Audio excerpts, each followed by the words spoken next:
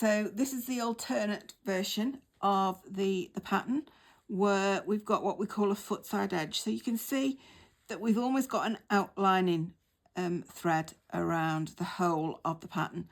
And it does look like that thread is continuous, but in actual fact, it's not continuous. So we have to start this pattern differently to set up that edge. And the first 3 pinholes, we're going to do something that's called a false footing.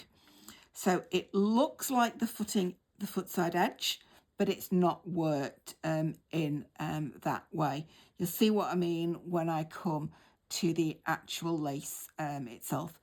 This pattern does actually need 2 more pairs, and that is because there's 2 pairs there and there's 2 pairs there. Now, although I've shown this as a continuous line, that's just because it's actually easier to draw.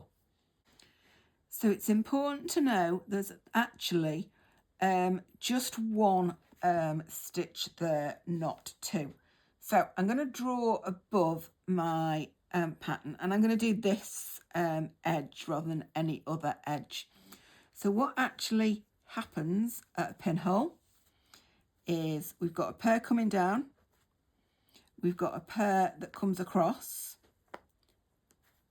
they cross by the red stitch, the cloth and twist, and that one goes back and that one goes down. But when you pull it, when you tension it, that naturally falls down and becomes an edge. So what you actually are seeing, perhaps I'll draw this a bit better this time, is that. Okay, so single line, we're not doing that, which is a double, 2 double stitches there. It is just 1 stitch, but it's a red stitch. I know I've just drawn it in black, but hopefully that gives you the idea of what that actually is. So that one comes down and goes in, that one comes across and goes down. When you come to the next stitch, it will actually go in, and the next one will come and be that edge. So that's why I sometimes call it an alternating edge, because it goes in at that one and then travels down and comes out at the next one. So it alternates between, it's not coming straight back, it alternates the pinholes. So otherwise the lace is identical, other than the finishing off to the previous piece. The middle is all the same in the work. So I will start the video and start making the lace, just that top section, with the working diagram on camera. I'm actually recording this after I finish the lace, so it won't have these little scribbles that I've just done on there. And then separately, I will talk to you about the finishing off with a different working diagram. So I won't have all the working of the lace again. It will just literally be the start, the finish, and how you'd work that footside, normal footside edge. So I'm now ready to start my piece of lace and prickings on the pillow and my working diagrams at this side. So we're going to start off with 4 pairs at the top of the lace, and we add those on 2 separate pins.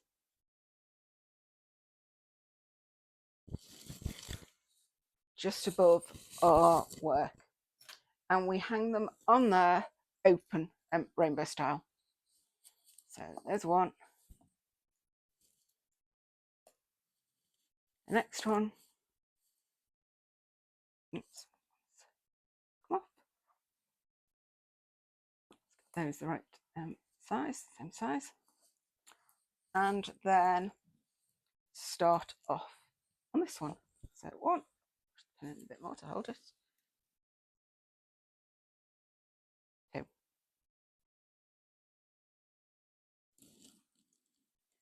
and as with other diagrams, the twists here aren't shown, So what you need is one twist between the pairs. Then we're going to start off in the middle on this false footing. It's called a false footing because it looks like a footside edge that we've already seen at the start of the video, but it's not worked as a footside edge. So I do cloth stitch and a twist and then put the pin in, and then I can release. So that's given me my 4 at the top. Okay, so it does just now look like there's a pair that goes along the outside and a pair coming in, but actually when you hold those and when you pull the pairs, they're not pulling in the in that direction. It is an illusion that that's a continuous line around the outside. So we now still need to add 2 more pairs over this side and over that side. So we're going to add those in a similar way, in that we're going to add 2 pairs on a temporary pin, and we're going to do a twist. Okay, just one twist, and then we're going to work these exactly as we did the other one. Cloth stitch and twist, a pin.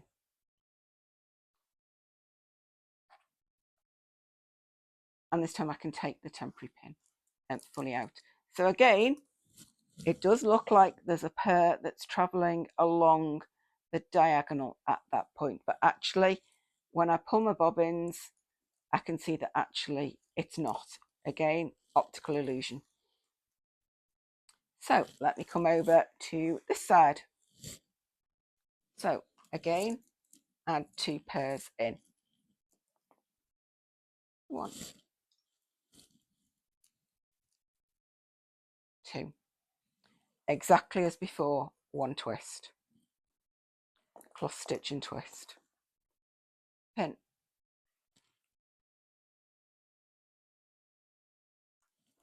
And remove.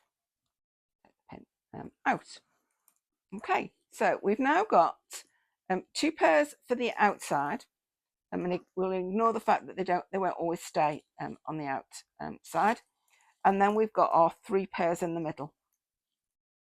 So just like we had on the previous pattern, what I'm going to do is I'm going to do the first half of a spider. So let me do that now.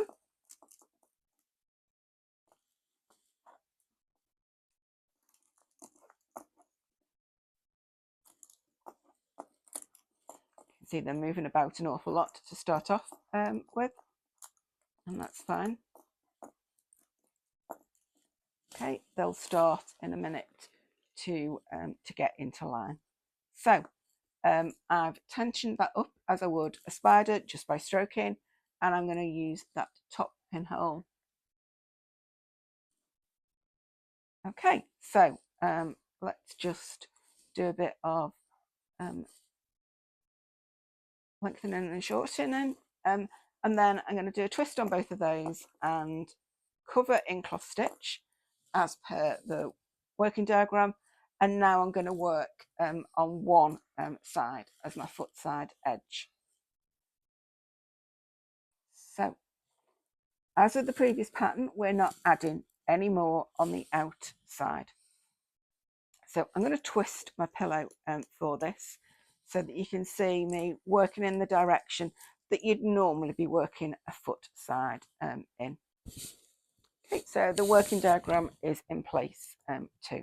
Okay, so we're going to take the pair that's at the top as my worker through 2 pairs in cloth, and then we're going to work an edge stitch. So through 2 pairs in cloth, and we're going to work our edge stitch. Now on our edge stitch, what we do is we twist once, and then we work a cloth and twist. So one's coming there, one's going there. So cloth stitch and twist.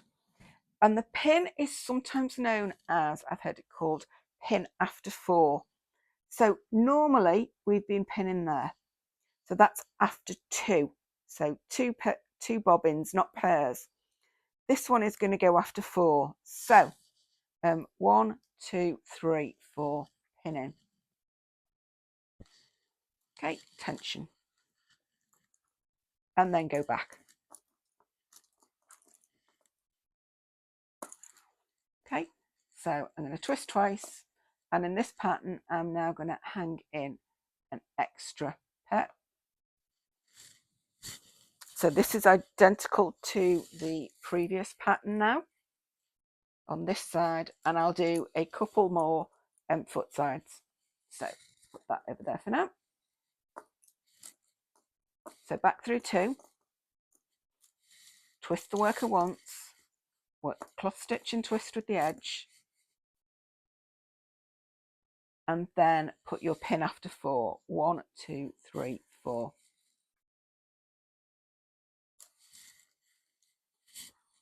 Okay, and come back.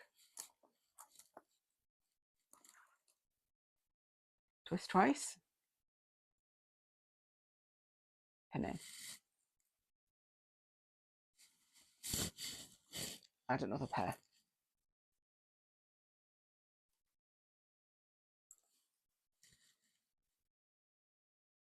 And come back.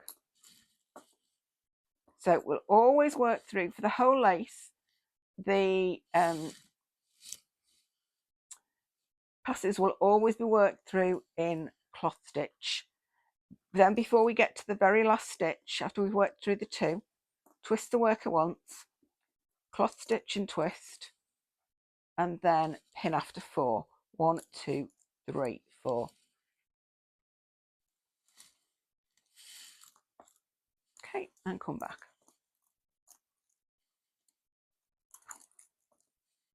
And I'll do that one last time.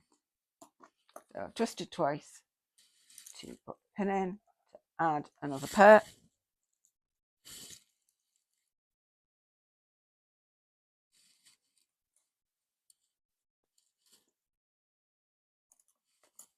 Put under the thread to the back of the pillow, all being kept in order as before. So through 2 passives in cloth stitch, that's our foot side 2 pairs of passive. Twist the worker once before the last pair, cloth stitch and twist, and then pin after 4. 1, 2, 3, 4. Tension. Okay, so I am making sure when I'm tensioning that actually I'm pulling that one up, and what that does is it means that as well as tensioning it, moves that stitch that you've worked there to nearer the top of the pin rather than the bottom of the pin, constantly checking your tension. Now you will carry on with that right the way along the pattern. So I'm going to go ahead and work this piece off video, and I'll just come back at the very end of the piece to look at the final stages of finishing off. So I'm now at the end of the lace, and I need to finish this off differently to the other piece of lace that I worked with this pricking. We've got 4 pinholes left at the end of it, and so far we've worked exactly as we have on the other pieces. So I'm going to bring in the working diagram, move my bobbins out of the way, and talk you through that. So this is my working diagram. It's very much enlarged from what I would normally show you, but I need to be able to explain some detail on here. So on my lace, I've done that pin and I've done that pin. And because I'm on an enlarged copy of the working diagram, the bits and pieces that you normally wouldn't see on my working diagram, you will, where I've not gone quite to the end and things like that. This is 3 times larger than what I'd normally show you a working diagram on. So little tweaks do come through. So the pins that I've got left to do on my lace are 1, 2, 3, 4.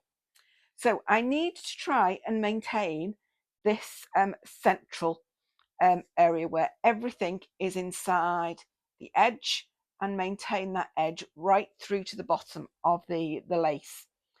So the way that I'm going to do that is I'm going to bring those two together just like I did in the previous working of this.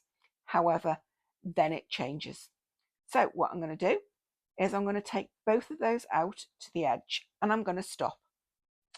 And then what I'm going to do is I'm going to start something strange, that is I'm going to start knotting my bobbins across that join, which we've not done so far.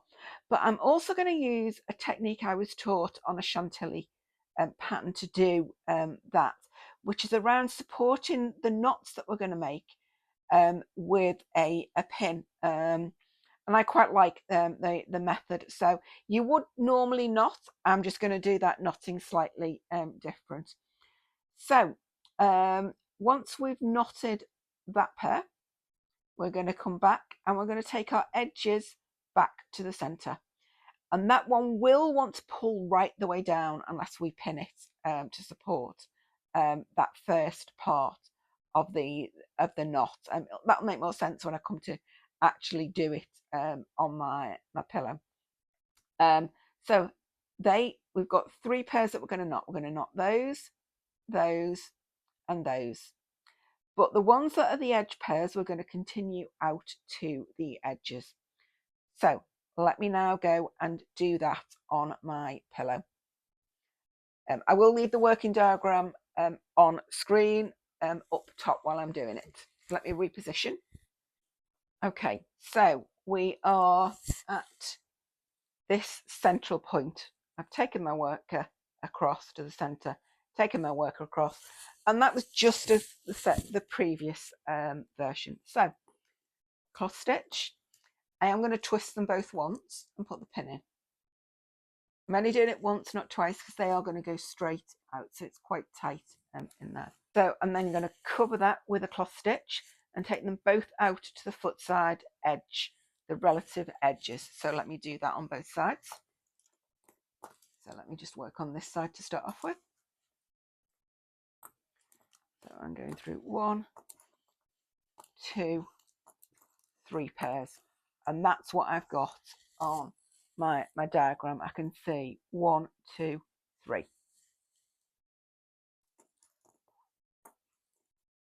So I've worked the foot side edge and put the pin in, and then I'm going to go across to the other side. Okay, so I'm now going to take the other worker across, just move everything into the field, and 1, 2, 3, and again there were 3 pairs there, 1, 2, 3. Twist once and work my edge stitch.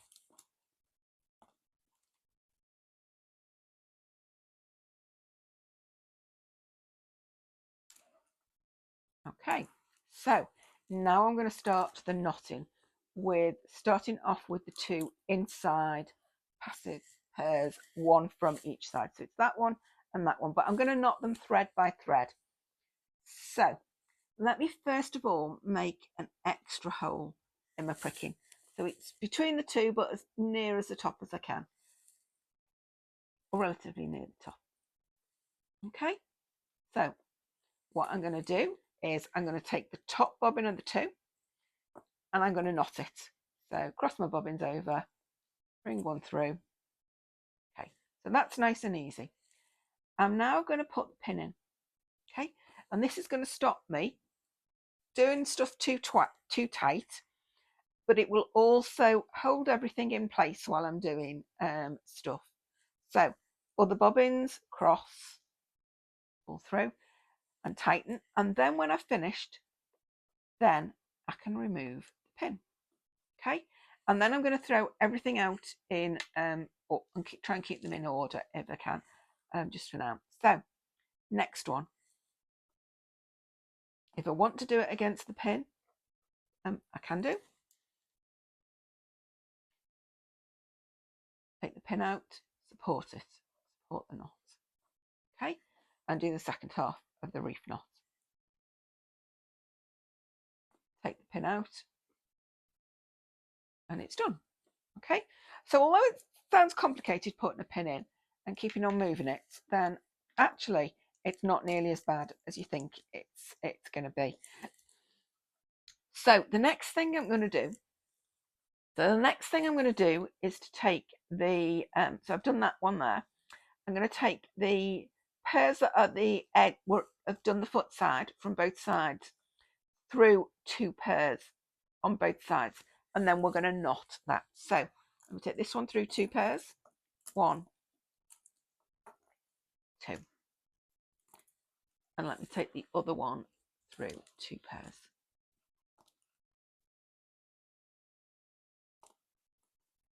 Okay, now these are going to be a bit of a pain when you come to knot them. They are going to want to go upward, to fall downwards. So first half of the knot,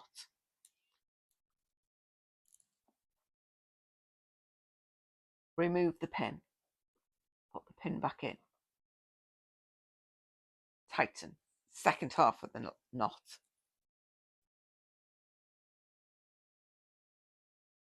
remove the pin, put it back in the hole below. Okay, and then the second one that's there. So first half of the knot, take the pin out, replace the pin. So it's supporting your knotting really, this one, and then that one and through.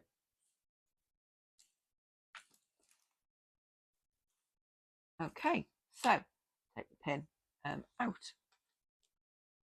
Okay, so you can see that one wants to pull down already. So we've now got some more that we can do. So the next one that we're going to do is the 2 middle ones again. So not that one, but that one and that one. And we're going to do exactly the same thing. This time, if we want to, we can use that bottom pin if we'd really wanted to. I'm going to carry on using that middle one. That should be fine. Or I could make another hole in the pattern. So first half of the knot, support it. Second half of the knot, take the pin out, put it back in. Next knot, first part of the knot, take the pin out, put it back in. Second part of the knot. Okay, so they're going to go there. So I've now got 4 pairs left on either side. Okay, so I'm at the very end. So everything now else is going to go into the end. So 2 centre pairs, cloth stitch, and there will then be a twist to go into the edge. Okay, and then work my cloth stitch and twist on either side as per the working diagram, and 1 more cloth stitch and twist to cover it in. So what I'm now going to do is I'm now going to do my bunching. So I did lay out a pair earlier, which is here, that's pinned to my pillow on either side. Let's get rid of my working diagram because I don't need that anymore. So because I don't need the working diagram, what I'm going to do is I'm going to zoom in and reposition. Okay, so much closer than I'd normally do. So you're not going to see necessarily my hands doing everything with the bobbins, but you will get a better view. So before I go any further, the first thing I'm going to do is some knotting. So I'm going to knot the 4 pairs at the end with a reef knot. So that's a double knot. So I know you can't see my hands, but I'm doing that double knot as I'm doing it. You can see the knot starting to appear.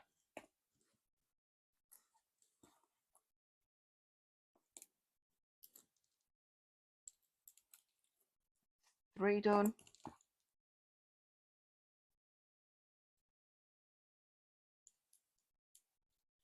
4 done. Okay. So the next thing I'm going to do, so I know which of my 4 in the centre, which is fine. I'm going to twist these 2 outside ones. I know that seems a bit mad, but I'm going to twist them a number of times. Then I'm going to take first of the pairs that I laid out and put them across my pillow. Okay, so I'm then going to take this bunch plus just this outside one back over the work. So I'm being very careful when I'm doing this so as not to get caught around stuff. So you can see how that has laid across my work. I'm then going to move the pair that I opened out and laid it out. Okay, and I'm going to knot over that bunch. So 1, 2, and for security, because this is a throwing out, I am going to do a third knot to it. So I'm being really careful to hold everything tight, to not get anything caught around pins or anything like that, and then lay that back. Okay, so then I'm going to do the same on this side. Okay, so you've got one pair. I've got one pair laid out. I've cut everything else off long, open it out across my pillow. I'm then going to take the bunch that's there that I've thrown and knotted out, plus the pair that's there, and carefully through the Forester pins. That one's caught a bit more around pins, so let's go back and thread it up. So it's lying above the pairs that are covering that foot side. So then I'm going to undo get access again to the pair I laid out and knot over. 1, 2, 3. Okay, so we've now got everything except these last 2 pairs sewn out. So what I'm going to do with these 2 is I'm going to attach it to the footside edge. So first of all, let me clear the edge. Let me cut the bobbins off. Because I don't need those anymore. I'm going to go out very, very slightly. So it does look a bit of a mess at the moment, but once I can get the threads out the way, you will once again see that footside edge clearly. So I'm going to twist around. Okay, so I'm going to attach these to the edges. So I'm going to twist it a couple of times, and I'm going to take the pin out, and I'm going to do a sewing. And I'm just going to do a side sewing, so into the side, grab hold of it, and through.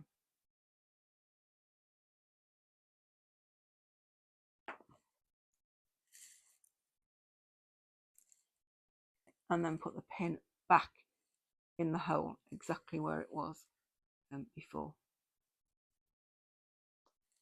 Okay, and then I'm going to knot, just a single knot. Okay, so twist twice, and then I'm going to go to the next pin along and do exactly the same. So I'm just put my crochet hook through the side, and the hook is going to come out of the side. That's why I called it a side sewing. So put through and put the other bobbin through.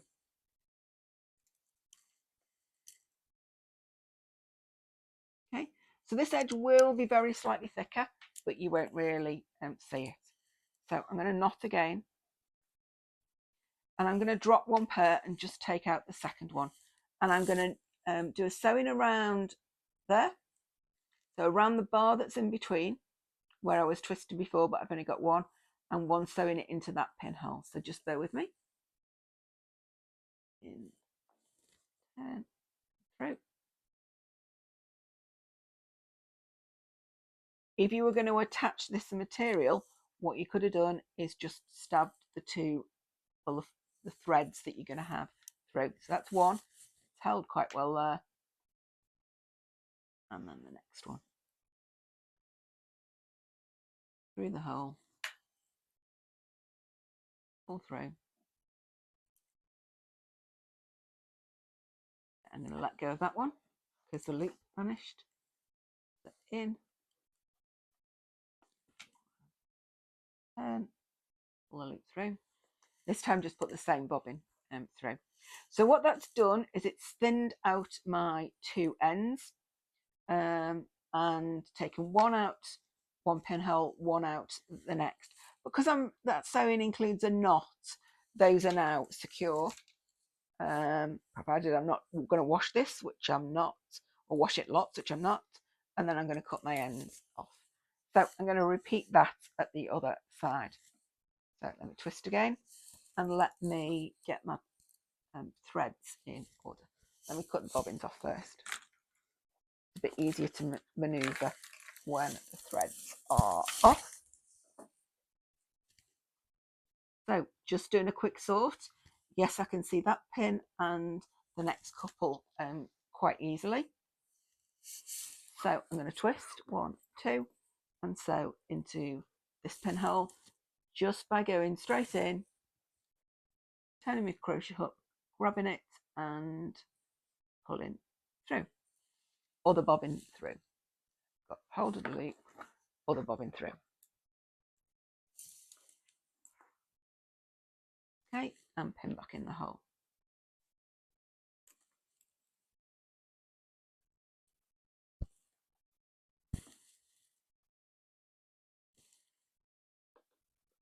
The hole is there, it just doesn't want to go into it. There. Okay. I am going to push that first pin down, which will give a bit of stability to my work as I'm doing it. Okay, so I'm going to twist twice and I'm going to go to the next pin. Okay, and I'm going to do another sewing. Grab one thread through.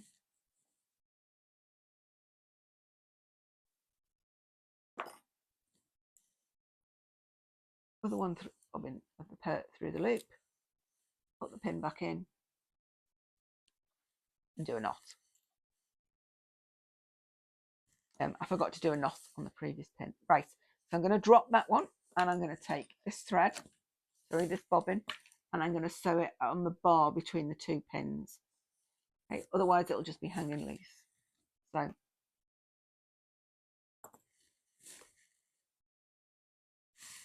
that did catch other threads, but I've released that bobbin through. Okay, and then one final pin, which is that one, where I'm going to go into the hole, turn my crochet hook round so the hook's going the right way, to catch, pull through,